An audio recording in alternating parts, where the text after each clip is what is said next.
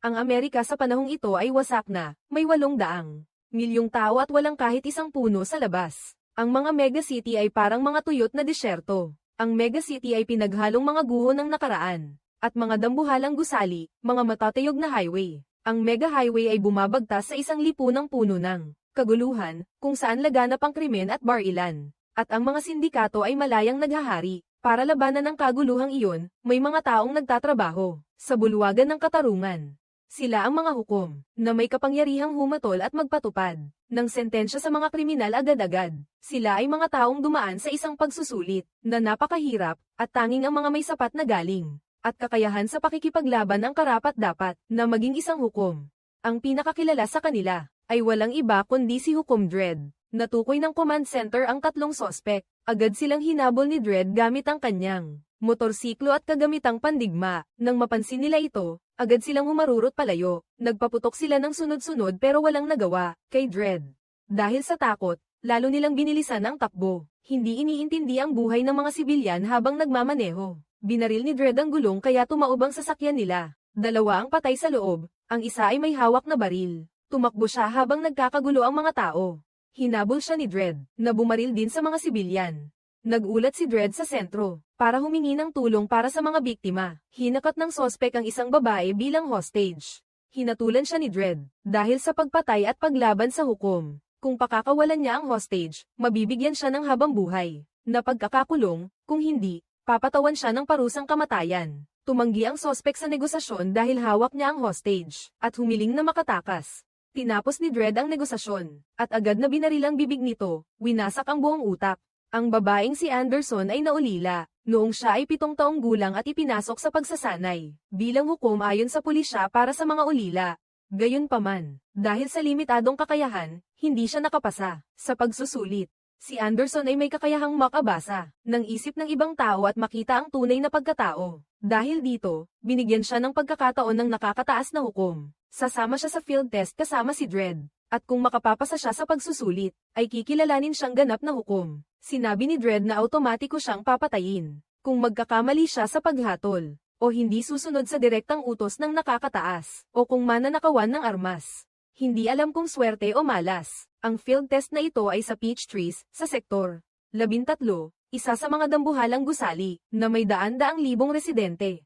Ang antas ng krimen, ang pinakamataas sa lugar, at ang antas ng kawalan ng trabaho, ay umabot sa 76%, at karamihan sa gusali ay mga slum at mga sindikato. Nang tanungin ni Dredd, sinabi ni Anderson na gusto niyang maging hukom para protektahan ang mga mabubuting tao, at gumawa ng pagbabago sa lipunang magulo. Ang pinuno ng sindikato sa Peach Trees ay isang babaeng nagngangalang Mama, na dating isang prostituta.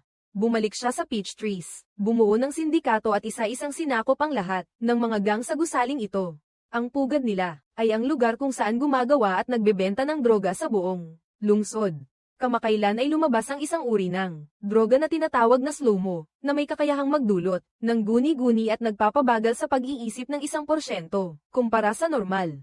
Ang dahilan kung bakit hindi pa nahuhuli si Mama ay dahil napakaraming kriminal at ang antas ng pag-aresto ng mga hukom ay 6% lamang, kaya matagal na panahon na ang nakalilipas mula nang bumisita ang mga hukom sa Peach Trees. Ang 3 taong ito, dahil sa pakikipag-agawan ng teritoryo kay Mama, ay pinabalatan niya sa kanyang mga tauhan. Pinilit gumamit ng slow-mo, at pagkatapos ay isa-isang itinapon mula sa pinakamataas na palapag ng gusali, na may 200 palapag. Wasak silang lahat. Si Mama ay tunay na malupit, parang noong unang panahon. Si Dredd at Anderson ay nagpatuloy sa kanilang misyon. Matapos suriin ang lahat ng impormasyon, nagpa siya si Dredd na lulusob sa palapag.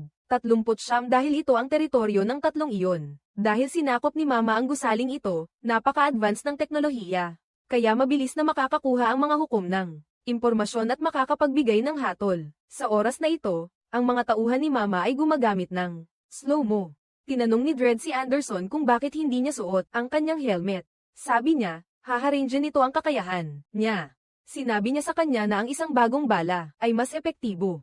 Naglagay si Dredd ng bomba para pasabugin ang pinto. Ang pagsabog ay nagdulot ng pressure na nagpatalsik sa kanila. Ang paggamit ng slow-mo ang nagpabagal sa kanila, na nakatulong kina Dredd at Anderson para madaling mapabagsak ang 4 na armadong lalaki. Isa-isang pinabagsak ang mga ito. Ang mga natira ay kinontrol Hinatulan sila ni Anderson dahil sa pagpatay at paggamit ng droga, kaya sila ay hinatulan ng 2 taon. Nag-report siya sa sentro at humiling ng sasakyan. Gamit ang kanyang kakayahan, natukoy ni Anderson si Kai, na may kinalaman sa pagkamatay ng 3 taong itinapon, mula sa gusali. Ngunit 99% lang ang sigurado niya, kaya sinabi ni Dredd na kailangan ng 100% para agad siyang hatulan ng kamatayan. Sinabi niya na, siya ay iinterogahin pagbalik sa sentro. Sa oras na ito, ang namamahala sa medical room ni Mama ay alam ang sitwasyon kaya agad itong nagulat sa tauhan ni Mama dahil natatakot silang magsalita si Kai. Inutusan ni Mama ang kanyang mga tauhan na sakupin ang control room ng seguridad ng gusali at nagpanggap ang tauhan na medical staff para magulat sa command center na ang Peach Trees ay nagsasagawa ng drill. Dahil sa emergency, humingi sila ng kontrol sa gusali. Pagkabigay ng kontrol, agad nilang isinara ang buong gusali. Hindi lang iyon, ang gusali ay may sariling armor, kaya pagkatapos ay activate ang emergency. Walang makakalabas o makakapasok. Si Dredd at si Anderson ay kasalukuyang dala si Kai at hindi pa nakakalabas ng gusali. Agad na nag-anunsyo si Mama sa buong gang sa loob ng gusali na tugisin ang 2 hukom. At sino mang residente na tutulong sa 2 hukom ay papatayin kasama ang buong pamilya at kamag-anak. Ang lahat ng residente ay natakot at nagtago sa kanilang mga apartment. Ang mga gang ay nagsimulang maghanap kina Dredd at Anderson. Ang hangin ay biglang naging nakakatakot ang katahimikan. Si Dredd sa oras na ito ay hindi makakontak sa sentro dahil ang armor ng gusali ay humaharang sa signal. Ang dalawa ay kailangang gumalaw ng tuloy-tuloy dahil hindi sila pwedeng manatili sa isang lugar dahil mapanganib. Nagpasya si Dredd na pumunta sa medical room dahil ang kwartong ito ay pwedeng makipag-ugnayan sa labas. Ang unang gang na sumugod ay agad na hinarap ni Dredd at Anderson gamit ang lason na granada kaya nawalan sila ng kontrol. Isa-isang pinabagsak ng 2 hukom ang bawat isa nang madali. Sumakay sila sa elevator paakyat at pinabagsak ang 2 pang tauhan mula sa ibang gang na paakyat.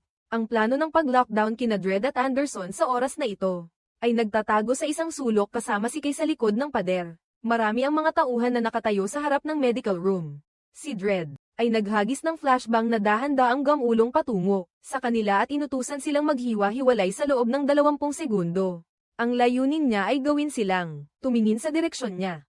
Nakatutok ang kanilang mga baril kay Dredd na nagsabing napakabobo. Sumabog ang granada at nabulag silang lahat. Doon na lumabas ang 2 hukom at pinabagsak silang lahat sa isang iglap.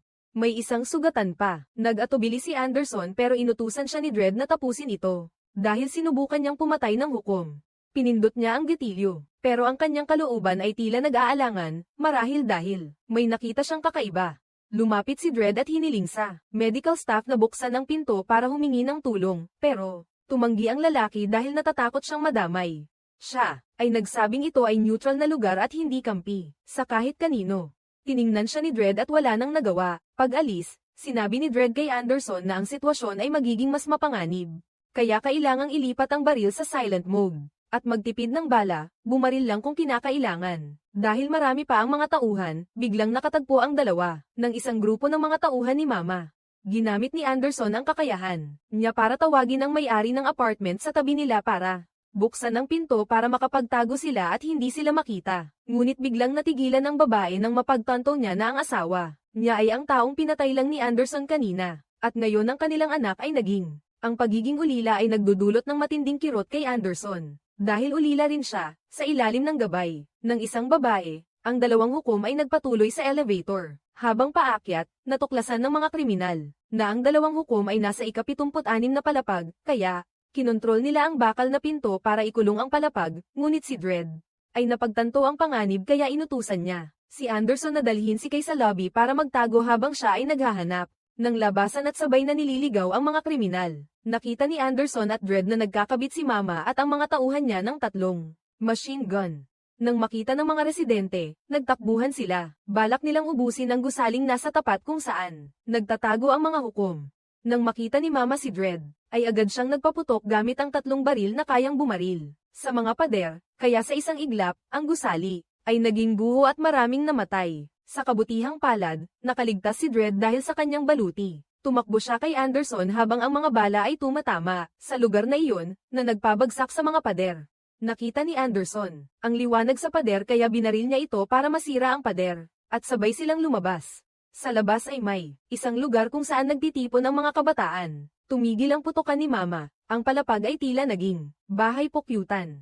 Agad na hinanap ng mga tauhan ni Mama ang dalawang hukom ngunit hindi sila makita. Tumawag si Dredd sa sentro para magulat at humingi ng suporta, saka nagpatuloy sa paggalaw para hindi matunton. Natuklasan ni Dredd ang grupo ng mga tauhan na naghahanap, kaya bigla niya silang inatake at binihag ang isang tauhan ni Mama, na nagpagalit ng matindi kay Mama. Dinala ni Dredd si Kay sa isang silid at pinagsasampal, dahil marami na ang namatay. Kasabay nito, gusto niyang ipaamin ang lahat ng may kaugnayan kay Mama ngunit matigas ang ulo nito.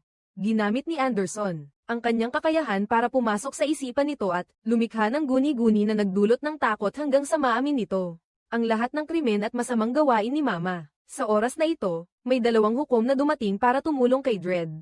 Ngunit sila ay banta ni Mama. Napilitan silang sabihin na nawala sa kontrol ang sistema at hindi pa maibalik sa dati. Ang impormasyon tungkol sa krimen ni Mama ay naipadala na sa sentro, at may paparating na tulong. Tinanong ni Dredd si Anderson kung ano ang susunod na plano. Sinabi ni Anderson na pwedeng magpatuloy sa pag-iwas o maghanap ng lugar para magtanggol, ngunit si Dredd ay may planong direktang umatake sa kuta ni Mama dahil mayroon na silang ebidensya. Habang naghahanap ng mapa ng gusali, ay biglang may dalawang bata na nagtutok ng baril kay Dredd at Anderson. Ginamit ni Kay ang pagkakataong ito para kumawala at biglang inatake si Anderson. Ang dalawang bata ay agad na binaril si Dredd ngunit mabilis siyang nakaiwas at gumamit ng pampatulog na bala para patumbahin ang dalawang bata. Si Kay ay kinontrol si Anderson at sumakay sa elevator para ibigay kay Mama. Pumasok si Dredd sa sistema ng anunsyo ng gusali at ipinaalam sa lahat ng residente na ang krimen ni Mama ay pagpatay ng maramihan at pagbebenta ng slow-mo. Si Mama ay isa lamang kriminal, hindi batas. Siya ay hinatulan ng kamatayan. Natuklasan ni Mama ang kinaroroonan ni Dredd kaya agad niyang inutusan ang mga tauhan na palibutan ng silid ng anunsyo. Ngunit sa katunayan, si Dredd ay nakaalis na. Sa loob ay bangkay lang ng tauhan ni Mama ang naiwan. Ang mga tauhan ay agad na inatake ni Dredd gamit ang apoy. Lahat sila ay nasunog. Nang makita ito, tinanong ni Kay si Mama nang walang magawa kung paano pipigilan si Dredd. Sinabi ni Mama na tawagin ang mga corrupt na hukom. Agad na pumasok ang 4 na hukom sa gusali. Madali silang nakapasok dahil sila pala ay kakampi ni Mama, lahat dahil sa pera. Sila ang mga hukom na nabahiran ng kasamaan matapos makipagkasundo sa presyo kay Mama. Pagkatapos, inutusan nila si Mama na patayin si Anderson. Isa ang may iwan para maging responsable sa pag-burn ng impormasyon ng krimen ni Mama. Ang 3 pang natitira ay nagsimulang maghanap kay Dredd. Sa oras na ito, si Dredd ay naghahanap ng daan paakyat nang makasalubong ang dalawang tauhan ni Mama. Mabilis niya silang pinatumba ngunit ang bala sa oras na ito ay halos maubos na. Biglang nakasalubong ni Dredd ang isang hukom. Mula sa sinabi ng hukom na ito, natuklasan ni Dredd na siya ay tauhan ni Mama. Tinawag ng hukom na ito ang mga kasamahan. Si Dredd ay mabilis na pinatumba siya dahil hindi siya kapantay ng antas niya. Pagdating ng 2 pang hukom, nakaalis na si Dredd. Sa sandaling ito, naghahanda si Kay na harapin si Anderson gamit ang baril. Pinaputukan niya si Anderson pero bumalik ang bala sa kanya. Dahil sa sensor ng baril, nakatakas si Anderson. Mabilis niyang pinabagsak ang 2 bantay ng hukom. Ang isa ay nagpanggap na kakampi para tumulong. Ngunit hindi nakalusot sa kakayahan ni Anderson, kaya binaril siya. Pumasok si Dredd sa lugar kung saan gumagawa ng slow-mo si Mama. Pinabagsak ni Dredd ang mga gwardya, dahilan para magkagulo ang iba. 2 hukom ang natira. Tinanong ni Dredd kung magkano ang presyo para patayin ang isang hukom. Sumagot ang isa, 1,000,000 para sa 4. Sabi ni Dredd, 3 na lang ang natitira, at ang kapalit nito ay ang pagtataksil sa batas at sa bayan. Naghiwalay ang 2, si Bob at Dredd ay nagpalitan ng putok para iliga ang isa't isa. Biglang natukoy ng isa ang kinaroroonan ni Dredd at nagpaputok pero hindi tumama. Nagtago si Dredd sa pader habang ang isa ay lumapit. Halos maubos na ang bala ni Dredd. Mabuti na lang at may isang armor-piercing na bala pa. Tuloy-tuloy ang putok kaya napilitan siyang magtago sa kabilang pader. Ubos na ang bala, ginamit ng isa ang armor-piercing na bala para tumago sa pader at tamaan si Dredd. Hindi naman ito nakamamatay. Gusto na niyang tapusin si Dredd, pero sabi ni Dredd, maghintay ka. Isang tanyag na hukom, na ngayon ay nagmamakaawa para sa huling sandali ng buhay. Tumawa siya sa mukha ni Dredd, pero sabi ni Dredd, hindi ganoon ang mangyayari. Biglang mula sa likuran, tuloy-tuloy na bumaril si Anderson para tapusin ang taksil. Sabi ni Dredd, hinintay mo siyang bumaril. May kakayahan din ba si Dredd, gaya ni Anderson, o pumasok si Anderson sa isip ni Dredd? At binalaan siya, ginamit ni Dredd ang kagamitan, para gamutin ang sugat at nag-reload ng bala. Pagkatapos, siya at si Anderson ay umakyat sa ika-200 palapag para harapin si Mama. Sa oras na ito, nagtago si Mama sa security room. Niya na may secret code para makapasok. Ang lalaking iyon ay nagmamakaawang iligtas siya nang makita ang 2 hukom. Sabi niya, kaya niyang ibigay ang code ni Mama, pero sabi ni Anderson, hindi na kailangan. Pumasok siya sa isip nito at natuklasan. Nabiktima rin siya na pinahirapan ni Mama, at pinilit magtrabaho para sa kanya, kaya pinalaya siya ni Anderson. Nakuha ni Dredd at Anderson ang code at pumasok sa lugar na pinagtataguan ni Mama. Isa-isang pinabagsak ng 2 hukom. Ang mga tauhan ni Mama kahit na marami pa sila. Pagkatapos ay nakarating sila sa silid ni Mama. Biglang 2 tauhan ni Mama ang umatake, mula sa magkabilang panig, dahilan para tamaan sa braso si Anderson. Mabilis na napabagsak ang 2. Nanatiling kalmado si Mama, dahil sinabi niyang nagkabit siya ng chip na magpapasabog ng bomba base sa tibok ng puso niya. Ang mga bomba ay nakalagay sa buong ika-200 palapag. Kung sisibog ang bomba, halos guguho ang buong gusali, at kung barilin siya at tumigil ang tibok ng puso, automatikong sisibog ang bomba. Sabi ni Mama, dapat siyang pakawalan. Pero sabi ni Dredd, hindi ito negosasyon. Ang hatol ay kamatayan. Binaril niya si Mama sa tagiliran, para sugatan ito. Sabi niya, subukan nating tingnan kung aabot ang signal ng chip sa 200 palapag na ito. Pagkatapos, pinainom niya si Mama ng slow-mo at hinatulan siya sa krimen ng pagpatay ng maramihan, paggawa at pagbebenta ng slow-mo, bago siya itinapon sa ibaba. Dahil sa slow-mo, naramdaman ni Mama na parang tumigil ang oras at naramdaman niya na dahan-daang dumarating ang kamatayan, kahit na napakabilis lang nito. Ito ang bunga na kailangang pasanin ni Mama bilang pumatay ng maramihan at nagbebenta ng slow-mo sa buong lungsod. Pagbagsak ni Mama, nawala rin ang signal ng remote. Ang kamatayan ni Mama ay ang pagtatapos ng isang malaking krimen sa Peach Trees, gayon din sa lungsod na ito, at simula rin ang pagtatapos ng mga krimen sa mga lugar na katulad ng Peach Trees na dati ay hindi napapansin ng mga hukom. Inamin ni Anderson na bumagsak siya sa field test dahil nawala ang kanyang sandata at nakuha ng kalaban. Ibinigay niya ang badge ng hukom kay Dredd at naglakad palayo. Gayunpaman, pumasa siya dahil sa totoo lang, mataas ang tingin ni Dredd sa kanya dahil sa lahat ng ginawa niya. Dito nagtatapos ang review. Salamat sa inyong pakikinig at magkita-kita tayo sa susunod na video.